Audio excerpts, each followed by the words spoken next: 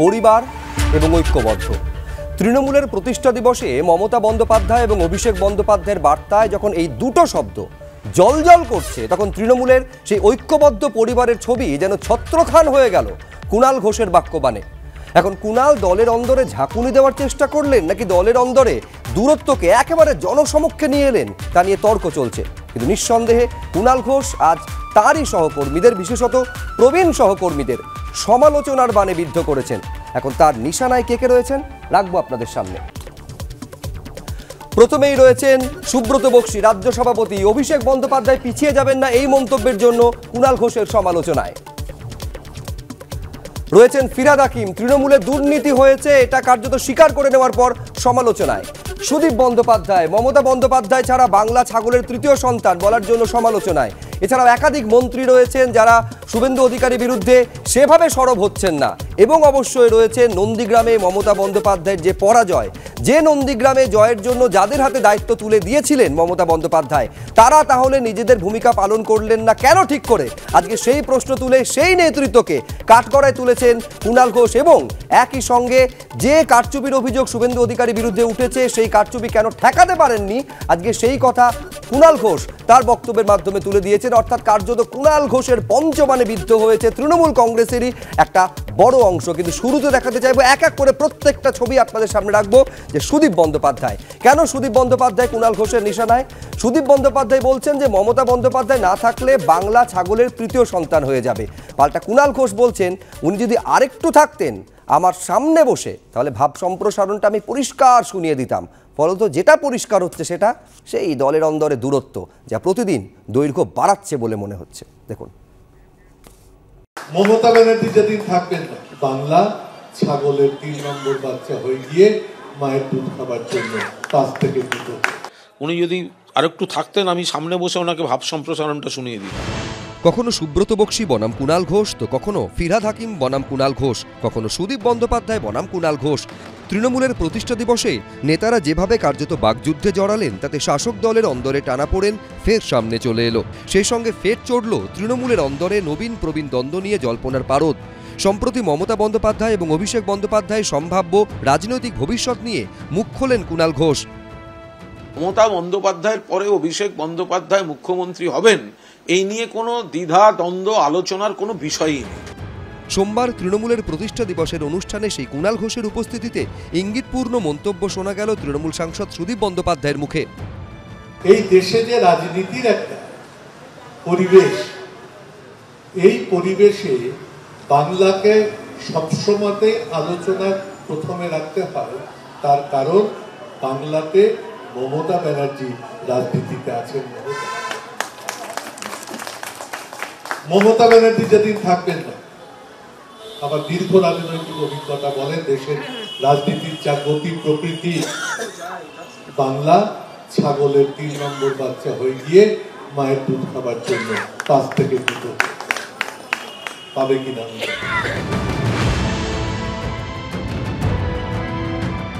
এই যে দুম করে বলা মমতা ব্যানার্জি না থাকলে বাংলা ছাগলের তৃতীয় সন্তান, আরে সুদীপ দাই তো দেখলো অভিষেক দিল্লিতে যখন নেতৃত্ব দিল মমতা বন্দ্যোপাধ্যায়ের আশীর্বাদ নিয়ে, শুভেচ্ছা নিয়ে, তাতে তো কি পরিমাণ ঝাঁজ, কি পরিমাণ প্রভাব পড়লো।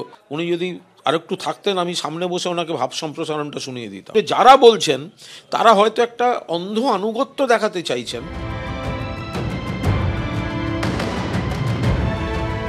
বাংলাকে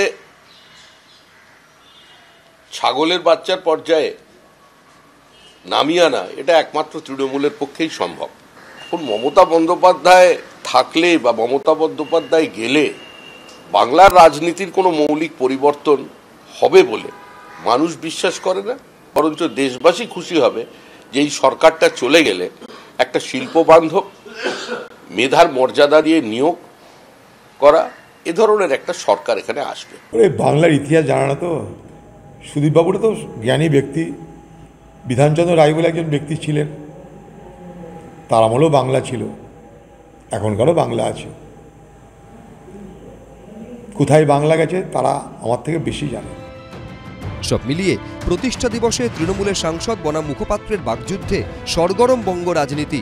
উজ্জ্বল মুখোপাধ্যায়, দীপক ঘোষ, আশিস বাগচি, এবিপি আনন্দ। এবার যাদের নিশানা করছেন কুণাল ঘোষ সেই তালিকায় রয়েছেন সুদীপ বন্দ্যোপাধ্যায়, ফিরহাদ হাকিম, সুব্রত বক্সী। খেয়াল করবেন এরা কিন্তু পুরনো দিনের মমতা বন্দ্যোপাধ্যায়ের একেবারে লড়াইয়ের সহকর্মী এবং যারা সিনিয়র নেতা। শুধু সিনিয়র নেতা নয়, এবার যারা শুভেন্দু অধিকারীর বিরুদ্ধে সেইভাবে আক্রমণের ঝাঁজ চড়াচ্ছেন না তারাও কিন্তু কোট আনকোট সিনিয়র নেতা। একেবারে কুণাল ঘোষ বলছেন, আমি বলছি নবীন এবং প্রবীণের মধ্যে দ্বন্দ্ব দেবাংশু এতেও আর মনে হচ্ছে যে জায়গায় পৌঁছেছে, দূরত্ব যেরকম করে বাড়তে শুরু করেছে, এ তো কার্পেট দিয়েও ঢাকা যাচ্ছে না বলে মনে হচ্ছে। দেখুন, কার্পেট দিয়ে যদি ঢাকার চেষ্টা হতো, আপনাদের কি মনে হয় আপনারা এই শোটা আজকে করতে পারতেন সন্ধ্যেবেলা?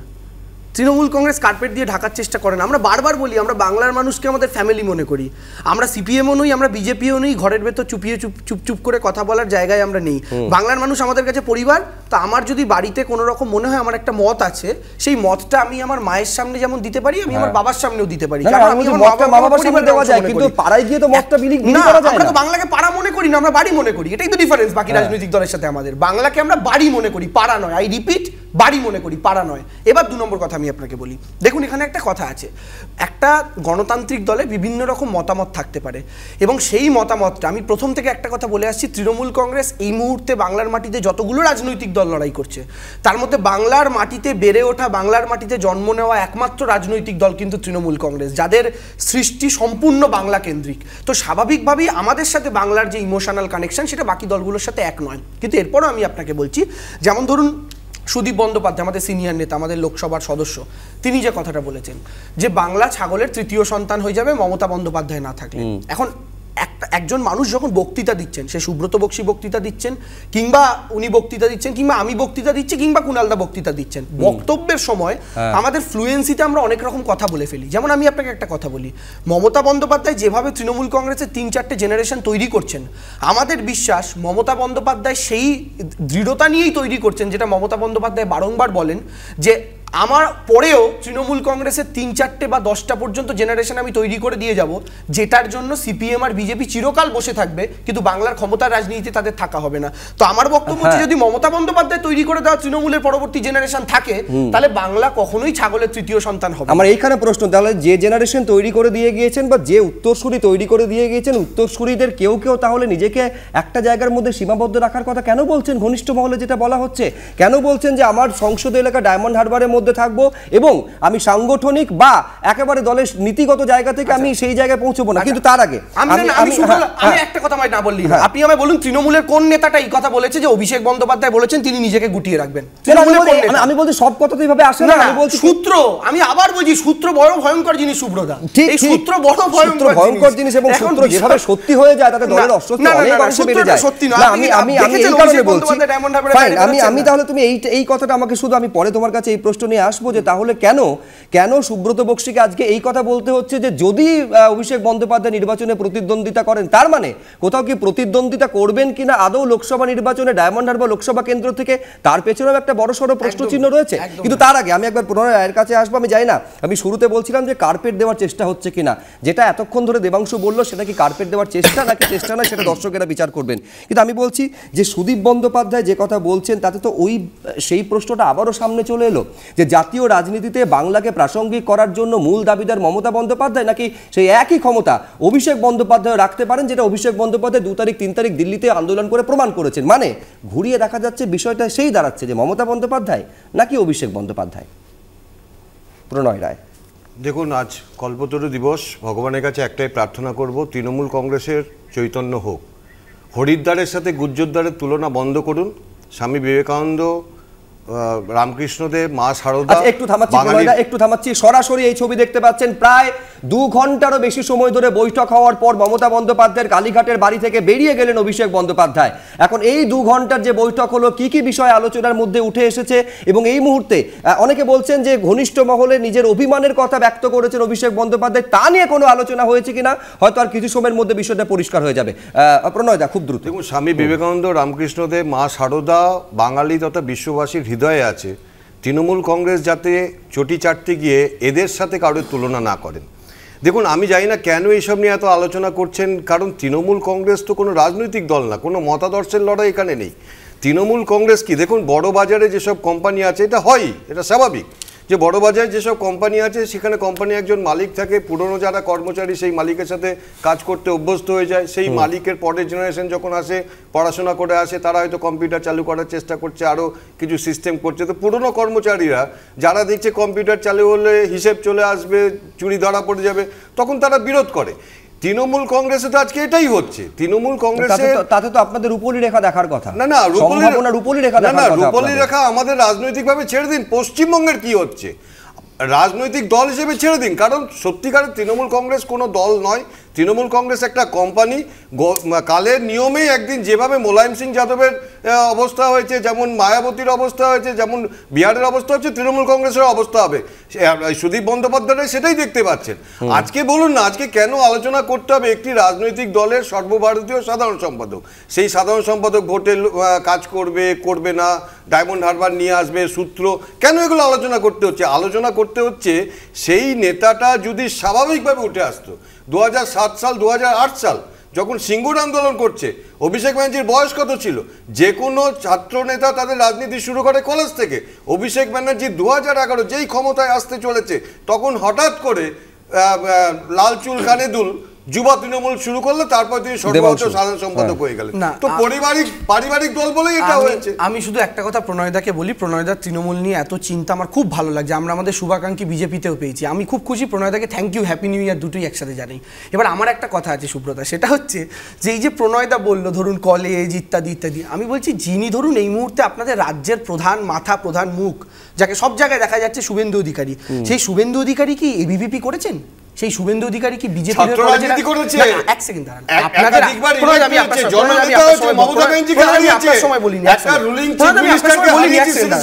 আমি বলছি শুভেন্দু অধিকারী কি আপনার আদর্শের রাজনীতি করে কলেজ থেকে উঠে এসছেন? সেটা আসেননি তো। আমার বক্তব্যের জায়গাটা অন্য প্রণয়দা। বা আমি সুব্রতাকে একটা কথা বলি, দেখুন আজকে তো ভারতবর্ষের মানুষ বা বাংলার মানুষ এই কথাটাও বলেন যে নরেন্দ্র মোদী ক্ষমতায় আসার পর থেকে দেশটা গুজরাট অ্যান্ড কোম্পানি চালাচ্ছে। দেশের প্রধানমন্ত্রী নরেন্দ্র মোদী, অমিত শাহ ছিলেন আগে, বিজেপি রাজ্য সভাপতি ছিলেন রাজনাথ সিং, তাকে সরিয়ে দিয়ে হঠাৎ করে গুজরাটে নিজের ডান হাত যিনি ছিলেন সেই অমিত শাহকে সভাপতি করে দিলেন। তারপরে ইলেকশনে এসে অমিত শাহকে করে দিলেন নিজের ডেপুটি। গুজরাটে যে সেট আপটা ছিল, নরেন্দ্র মোদী মুখ্যমন্ত্রী আর অমিত শাহ হোম মিনিস্টার, এখানেও সেই সেট আপটা নিয়ে চলে এলেন। আরবিআইয়ের মাথায় বসালেন একজন গুজরাটের লোককে। দেশের সম্পদ যারা লুট করে পালাচ্ছে তাদের মধ্যে গুজরাটের ম্যাক্সিমাম মানুষ রয়েছেন। তো দেশের মানুষও তো বলছেন গুজরাট অ্যান্ড কোম্পানি চলছে, সেই জায়গা থেকে কথা না। আমি একটা কথা বলি সুব্রতা, মমতা বনাম অভিষেকের গল্প এখানে কোথাও আসছে। মমতা বন্দ্যোপাধ্যায় এবং অভিষেক বন্দ্যোপাধ্যায় একটা ক্যাপ্টেন, একজন কোচ, একজন খেলছেন, একজন পথ প্রদর্শন করছেন, দুজনের মধ্যে কিন্তু কোথাও বিরোধ নেই। এটা দয়া করে কোনো রাজনৈতিক দল দেখানোর চেষ্টা করবেন। বেশ বেশ, আমি বলছি বিরোধ নেই, কিন্তু বিরোধটা বারে বারে উঠে আসছে। তার কারণ আজকে কুণাল ঘোষ যা যা বলেছেন, আমি বলছি ভার্বাটিম যদি আপনারা দর্শকেরা ফলো করে, নিশ্চয়ই অত্যন্ত বুদ্ধিমান আমাদের দর্শক, তারা নিশ্চয়ই খেয়াল করে থাকবেন যে কুণাল ঘোষের বক্তব্যের মধ্যে এই একই দূরত্ব দ্বন্দ্বর কথাটা কিন্তু কখনো প্রত্যক্ষভাবে কখনো পরোক্ষভাবে বারে বারে উঠে এসেছে। সুদীপ বন্দ্যোপাধ্যায়ের প্রসঙ্গ দেখালাম, এবার দলের রাজ্য সভাপতি সুব্রত বক্সির বিষয় আপনাদের দেখাবো। সুব্রত বক্সি যে কথা বলছেন, সুব্রত বক্সি অভিষেক বন্দ্যোপাধ্যায় সম্পর্কে যে কথা বলেছেন, তার নিঃসন্দেহে ক্ষোভের কারণ হয়েছে কুণাল ঘোষের কাছে। এবং সুব্রত বক্সি যা বলেছেন তাতে কুণাল ঘোষের মনে হয়েছে পর্যালোচনা করা উচিত, পুনর্বিবেচনা করা উচিত, বাক্য গঠনের বিষয়ে আরও বেশি সাবধানী হওয়া উচিত। কেন এই বাক্য গঠনের পাঠ কুণাল ঘোষ দিচ্ছেন সুব্রত বক্সিকে, দেখুন একবার। এই নির্বাচনে অভিষেক বন্দ্যোপাধ্যায় যদি লড়াই করেন, নিশ্চিতভাবে আমার ধারণা তিনি লড়াইয়ের ময়দান থেকে পেছিয়ে যাবেন না। অভিষেক পেছাবে কেন? কিসের জন্য অভিষেক পেছাবে? অভিষেক নেতৃত্ব দিচ্ছে, এটা পুনর্বিবেচনা করা উচিত এই বাক্য গঠনটিকে। তৃণমূলে নবীন প্রবীণ দ্বন্দ্ব নিয়ে বিতর্ক চলছে বেশ কিছুদিন ধরে, বিভিন্ন নেতার কথায় যা বারবার সামনেও চলে এসেছে। বছরের প্রথম দিনে তৃণমূলের প্রতিষ্ঠা দিবসেও তার ব্যতিক্রম হলো না। আর এদিন এই নিয়ে বাগযুদ্ধে জড়ালেন যারা, তার মধ্যে একজন তৃণমূলের রাজ্য সভাপতি, আর একজন রাজ্য সাধারণ সম্পাদক, একজন জন্মলগ্ন থেকে তৃণমূলের সঙ্গে রয়েছেন, আর একজন বর্তমানে তৃণমূলের সক্রিয় সৈনিক। শনিবার অভিষেক বন্দ্যোপাধ্যায়ের ঘনিষ্ঠ মহল সূত্রে দাবি করা হয়, আসন্ন ভোট যুদ্ধে নিজেকে ডায়মন্ড হারবার কেন্দ্রেই সীমাবদ্ধ রাখতে চান তৃণমূলের সর্বভারতীয় সাধারণ সম্পাদক। দলের কোনো সাংগঠনিক দায়িত্ব বা নীতি নির্ধারণ সংক্রান্ত বিষয়ে থাকতে চান না। দুদিনের মধ্যে তৃণমূলের প্রতিষ্ঠা দিবসের অনুষ্ঠানে মমতা বন্দ্যোপাধ্যায়ের ঘনিষ্ঠ দলের রাজ্য সভাপতি সুব্রত বক্সির মুখে অভিষেক বন্দ্যোপাধ্যায় সম্পর্কে শোনা গেল, যদি লড়াই করেন পিছিয়ে যাবেন নার মতো শব্দবন্ধ, যা রাজনৈতিক মহলে জল্পনা উস্কে দিয়েছে। অভিষেক বন্দ্যোপাধ্যায় আমাদের সর্বস্তরে ভারতবর্ষের রাজনীতিতে সাধারণ সম্পাদক। যদি লড়াই করে তাহলে মমতা বন্দ্যোপাধ্যায়কে সামনে রেখেই লড়াই করবে এবং জোড়া ফুলকে সামনে রেখেই লড়াই করবে, এ ব্যাপারে নিশ্চিত। এ নিয়ে তীব্র আপত্তি জানিয়েছেন তৃণমূলেরই রাজ্য সাধারণ সম্পাদক। এই ধরনের কথাবার্তাগুলো বলা তো আরো মানসিকভাবে কেউ আঘাত পেতে পারেন। ও তো পিছনের জন্য বাজি রাখেনি, বিজেপি ওর বাবা মাকে টেনেছে, বিজেপি ওর বাড়ির লোককে বৌশালীকে টেনেছে, বিজেপি ওকে 1 ইঞ্চি ছাড় দিচ্ছে না, ও পেছবে কেন? বাঘের বাচ্চার মতো লড়ছে। কিন্তু যদি কোথাও মনে হয়ে থাকে যে নির্দিষ্ট কিছু ওর পরামর্শ আছে তাতে দলের ভালো কিছু, তাহলে মমতাদিও যেমন জানেন দলের সভাপতি, কথা বলুন। মুখ্যমন্ত্রী মমতা বন্দ্যোপাধ্যায় প্রতিদিন চ্যালেঞ্জড হচ্ছেন। দলের সর্বোচ্চ পদে যিনি আছেন সেই সুব্রত বক্সী তার বক্তব্যের সমালোচনা করছেন তারই নিয়োগপত্র পাওয়া সাধারণ সম্পাদক। বিদায় আসন্ন, এটা সুব্রত বক্সীও জানেন, কুণাল ঘোষ একটু বেশি ভালো করে জানেন। কেউ ভাঙন রোধ করবার চেষ্টা করবেন কি আরেকজনকে মুখ্যমন্ত্রী বানানোর গতিটাকে আরেকটু ত্বরান্বিত করবেন, এটা সম্পূর্ণই ওদের ব্যাপার। পিসি শুধুমাত্র ভাইপো আর পিসিকে নিয়ে আগ্রহী, এটা সবাই বুঝে গেছে। ফলে এখন না বোঝার কোনো কারণ নেই যে অভিষেকের কথা কুণালের মধ্য দিয়ে হয়তো প্রবাহিত হচ্ছে, সুব্রত বক্সীর সঙ্গে সেটা হয়তো মিলছে না। দেখুন, তৃণমূল কংগ্রেস ফাইনালি একটা সার্কাস পার্টি। সার্কাস পার্টিতে ক্লাউনদের দিকে সবাই তাকিয়ে থাকে, জোকাররা কিরকম নাচছে, কিরকম গাইছে, কিরকম লাফাচ্ছে। জোকারের প্রদর্শনী সার্কাস পার্টিতে এখন বাড়ছে। সোমবার থেকে শুরু হয়ে গেল লোকসভা ভোটের বছর, আর তার প্রথম দিনই তৃণমূলের অন্দরে যে টানাপোড়েনের ছবি দেখা গেল তার রেশ ভোট বাক্সেও গিয়ে পড়বে না তো? সেই প্রশ্ন তুলছেন অনেকেই। সন্দীপ সরকার, উজ্জ্বল মুখোপাধ্যায়, দীপক ঘোষ, এবিপি আনন্দ। শুভমদা, আপনি নিশ্চয়ই খেয়াল করে থাকবেন যে গত পরশু পর্যন্ত এই সুব্রত বক্সীর প্রতি যথেষ্ট আস্থাশীল ছিলেন কুণাল ঘোষ যে তিনি অর্জুন সিং এবং সোমনাথ শ্যামের মধ্যে দ্বন্দ্ব মিটিয়ে ফেলবেন। আজকে যখন সেটা হচ্ছে না, তার কর্তৃত্ব নিয়ে কার্যত প্রশ্ন তুলছেন, এমন জায়গায় যে বাক্যবাণে বিদ্ধ করে বাক্য গঠনের পাঠ কুণাল ঘোষকে দিতে শোনা যাচ্ছে। এখন দেখুন, এটা যদি তৃণমূলের ইন্টারনাল ডেমোক্রেসি হয় তাহলে কিছু বলার নেই, তাহলে তো অর্জুন সিং সোমনাথ শ্যামের মধ্যে দ্বন্দ্বটাও ইন্টারনাল ডেমোক্রেসি। চারু মার্কেটে একজন তৃণমূলের গোষ্ঠী দ্বন্দ্বে একজন আরেকজনকে মেরে মাথা ফাটিয়ে দিয়েছে, সেটাও ইন্টারনাল ডেমোক্রেসি। শুভময় মৈত্র। না, এটা তো আমার তো বাংলা দ্বিতীয় পত্রের কথা মনে হচ্ছে। কুণাল ঘোষ মহাশয় নতুন বছরে আমাদের বাংলা ব্যাকরণ পড়াচ্ছেন। তৃণমূলের যে কথা, তার ভাব সম্প্রসারণ আসছে বাক্য গঠনের কথা। একটাই মুশকিল যে এইসব করতে গিয়ে তৃণমূলে না বর্ণ বিপর্যয় হয়ে যায়। এখন মূল যে কথাটা হলো, এই ধরনের যে রাজনৈতিক দল যাতে সংগঠন থাকে না খুব একটা, নেত্রী বা একজন দুজন নেতার উপর নির্ভর করে, সেটা অনেকটা ওই গানের মতন, আমি বাউন দিলে ঘুরি, যে আমাকে বাসবে ভালো তার আকাশেই উড়ি। ফলে তৃণমূলের যে মাঝের সারির নেতৃত্ব, তারা কোন আকাশে উঠবেন সেটা নিয়ে তারা ভাবছেন। তবে একটা কথা খুব গুরুত্ব দিয়ে বলতে হয় যে তৃণমূল কংগ্রেস যে ধরনের রাজনৈতিক দল, তাতে এই ধরনের দ্বন্দ্ব মানেই যে তাদের ভোট কমে যাবে বা নির্বাচনে খারাপ ফল করবেন এরকম কোরিলেশন কিন্তু নেই। দ্বিতীয়, কুণাল ঘোষ মহাশয় একটা অত্যন্ত গুরুত্বপূর্ণ কথা বলেছেন, যেটা আপনারা হয়তো আবার আলোচনা করবেন, যে মমতা বন্দ্যোপাধ্যায়কে যারা নির্বাচনে জেতাতে পারেন না, তারা মার্গো সাবান কি করে বিক্রি করবেন। অর্থাৎ তৃণমূল কংগ্রেসের যে বিধানসভা এবং লোকসভা নির্বাচনে আরো অনেকে যে আগে জানতাম যে ল্যাম্প পোস্ট, এখন সেটা হলো মার্গো সাবান। ফলে এই যে গোটা বিষয়টা, তৃণমূলের যে রাজনৈতিক ভাবনা চিন্তা, তার যে ভাব সম্প্রসারণ, সেটা নতুন বছরে অত্যন্ত গুরুত্বপূর্ণ এবং লোডেড প্রতিটি স্টেটমেন্ট। অর্থাৎ আপনি যদি রাজনীতির দিক দিয়ে ভাবেন তাহলে এই প্রশ্নগুলো খুব গুরুত্বপূর্ণ। কিন্তু আমার প্রশ্ন থাকবে বামপন্থীদের দিকে, যে আচ্ছা ধরে নিলাম তৃণমূল কংগ্রেস, যুব এবং পুরনো তৃণমূল কংগ্রেস, আদি নব্য, তারা দুটো আলাদা দল করে লড়লেন, সেটা লড়লেও কি পারবে বামপন্থীরা তাদের কোনো একটি বা দুটি দলকেই হারাতে? অর্থাৎ তৃণমূল কংগ্রেসের এই দ্বন্দ্ব কি সত্যি বামপন্থী বা বিজেপি এদের কারোর সুবিধে করে দেবে?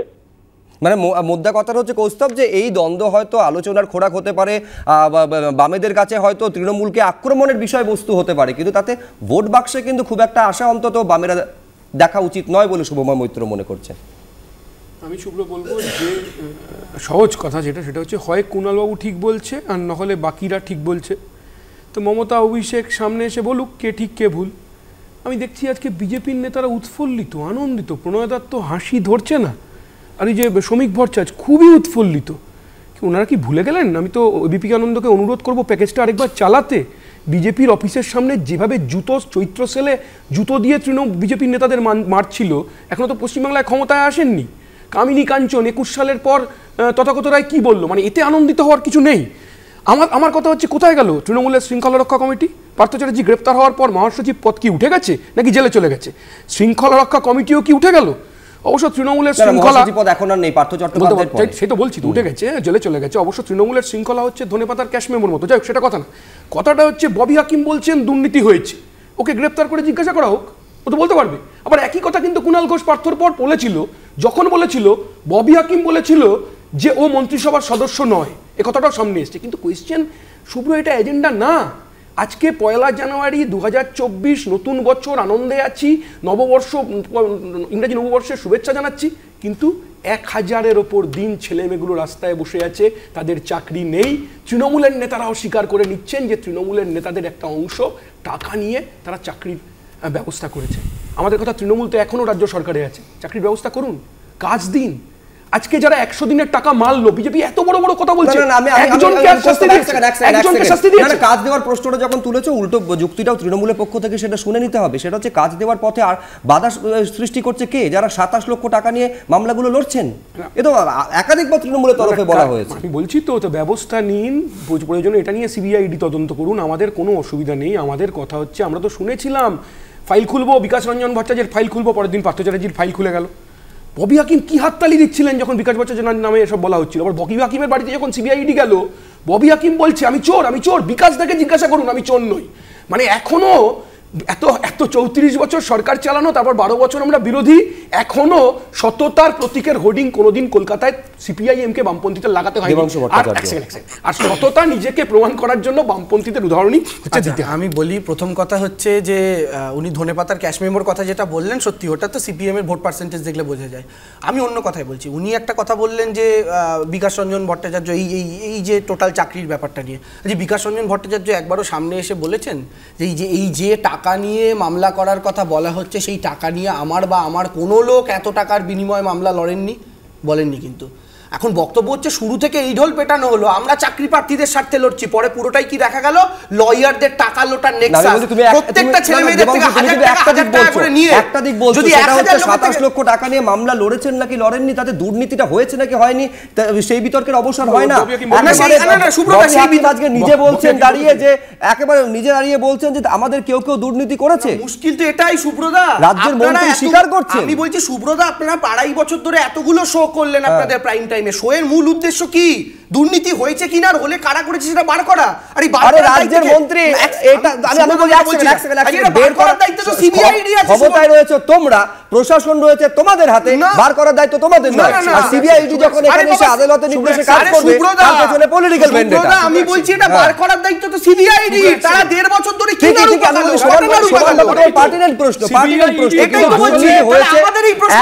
এক হচ্ছে এই প্রশ্নটা আমাদের করার কারণে রাজ্যের মন্ত্রী, উত্তর তো তোমাদের দিতে হবে। রাজ্যের মন্ত্রী স্বীকার করছেন, রাজ্যের মন্ত্রী বলছেন যে দুর্নীতি হয়েছে। হ্যাঁ, দুর্নীতি হয়েছে। দুর্নীতি কারা করেছে? আমলা লেভেলে দুর্নীতি হয়েছে না পলিটিক্যাল লেভেলে? এইবারে কুণাল ঘোষের কাউন্টার বক্তব্য শোনো, সেটা হচ্ছে এই দুর্নীতি কেন আটকানো যায়নি। আমরা এইটা পরের প্রশ্ন, এই প্রশ্নটা বিরোধীরা করে, এই প্রশ্ন শাসক দলের দুরপক্ষ থেকে শোনা যাচ্ছে। দুর্নীতি কেন আটকানো যায়নি এই প্রশ্নটা কোথাও তৃণমূল কিন্তু এড়িয়ে যাচ্ছে না। আমরা সরকারে আছি, অবশ্যই এই জায়গায় আমাদের দায় আছে। যদি আমলা লেভেলেও কোনো দুর্নীতি হয় সেটা রোখার দায়িত্ব, এই প্রশ্নটা আলাদা। আর সরাসরি আমি বলছি তৃণমূল কংগ্রেসকে সরাসরি নেতৃত্বের সঙ্গে দুর্নীতির প্রশ্ন জড়িয়ে দেওয়া আর ক্ষমতায় থেকেও কোনো আটকানো যায়নি, দুটো ব্যাপার কিন্তু এক নয় সুব্রতা। আর আমি বলছি এই তার তদন্তটাই তো করছে সিবিআইডি। আমরা কেন তদন্ত? আমরা তদন্ত করছি, তদন্ত কি রাজ্য পুলিশ করছে? যারা তদন্ত করছে একটা কথা এখানে বলার, কেন উত্তর দেবে এই প্রশ্ন তো দেবাংশু বারে বারে বলছে। ফাইন, একদম ঠিক, দেবাংশু একেবারে যথাযথ কথা বলছে। কিন্তু আমি বলছি দেবাংশু বারে বারে এই প্রশ্ন করছে যে আমরা কেন উত্তর দেব, কেন উত্তর দেব, এই প্রশ্নটা উত্তর দেওয়াটা প্রয়োজন। তার কারণ একাধিকবার স্বয়ং মুখ্যমন্ত্রী মমতা বন্দ্যোপাধ্যায় যারা দুর্নীতির অভিযোগে জেলে রয়েছেন তাদের পাশে দাঁড়িয়েছেন। এমনকি 100 কোটি টাকার ইডির দাবি অনুযায়ী রেশন দুর্নীতির প্রমাণ পাওয়া গিয়েছে, কয়েকশো কোটি টাকার দুর্নীতি, না আমি বলছি না একবারও, আমি একেবারে যেটা বলছেন যে মমতা বন্দ্যোপাধ্যায় প্রাক্তন খাদ্যমন্ত্রীর পাশে দাঁড়িয়ে বলছেন যে তাকে গ্রেফতার করা হয়েছে যাতে নির্বাচনে সে প্রতিদ্বন্দ্বিতা করতে না পারে। এখনো বলছি আপনার স্টুডিওতে বসে বলছি, অতএব সেইখানে হচ্ছে মূল প্রশ্নটা।